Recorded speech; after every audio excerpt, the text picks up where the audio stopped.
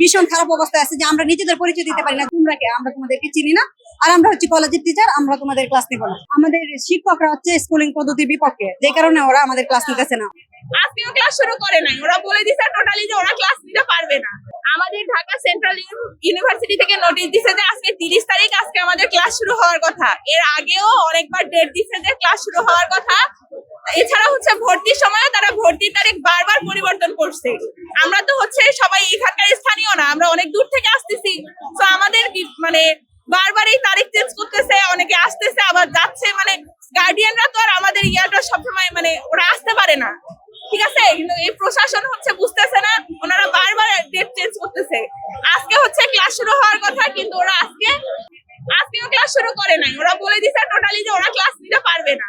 সেটা তো আমরা বলতে পারি না। এখন ওনারা আমাদের হচ্ছে স্কুলিং সিস্টেমে অধ্যাদেশ দেওয়ার কথা, এখন ওনারা হয়তো সেটা মানতে পারতেছে না। এই জন্য আমাদের শিক্ষকরা হচ্ছে স্কুলিং পদ্ধতির বিপক্ষে, যে কারণে ওরা আমাদের ক্লাস নিতেছে না। ওরা বলতেছে যে আমরা কলেজের টিচার, আমরা তোমাদের ভার্সিটির টিচার না, বিধায় আমরা তোমাদের ক্লাস নিব না। শিক্ষকরা আমাদের মেইন প্রবলেম। হ্যাঁ, নোটিশ দেওয়া হয়েছে 30 তারিখে। আমাদের আজকে ক্লাস নেওয়ার কথা ছিল, আমরা সবাই ক্যাম্পাসে যাই। ক্যাম্পাসে যাওয়ার পরে শিক্ষকরা এটাই বলছে, তোমরা কে? আমরা তোমাদেরকে চিনি না। আর আমরা হচ্ছে কলেজের টিচার, আমরা তোমাদের ক্লাস নিব না। কারণ এখানে যদি স্কুলিং পদ্ধতি হয়ে যায় তাহলে শিক্ষকরা এখানে থাকতে পারবে না, ওদেরকে ট্রান্সফার করে জেলা শহরগুলোতে দিয়ে দিবে। এই জন্য ওরা চাচ্ছে না আমাদের এটা স্কুলিং পদ্ধতি হোক অথবা সেন্ট্রাল হোক। আমাদের করণীয় একটাই, আমাদের যেভাবে এক্সাম নেওয়া হয়েছে ভার্সিটির ভিতরেও আমরা এক্সাম দিছি, আমরা ভার্সিটিতে আমরা অধ্যাদেশটা স্কুলিং পদ্ধতি ক্লাসে যেতে চাই।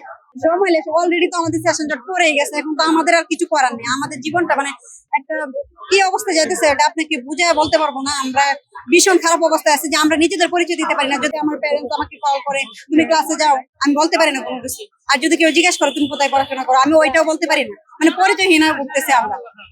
আপনাদেরকে আমরা বুঝাইতে পারবো না। আমরা অনেক খারাপ অবস্থায়, প্রত্যেকটা পোলাপানটা আমার মধ্যে আছে এই একটা জিনিসের জন্য। আসলে আমরা এখানে এসেছি আজকে 30 তারিখ, আমাদের ক্লাস শুরু করার কথা ছিল আজকে।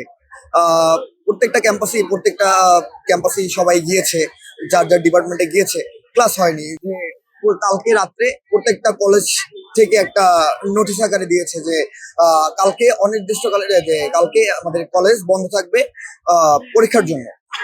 কারণ হচ্ছে আমাদের হচ্ছে এর জন্য আমরা আজকে ক্লাস করতে পারলাম না এবং ক্লাস করতে দিল না এক প্রকার।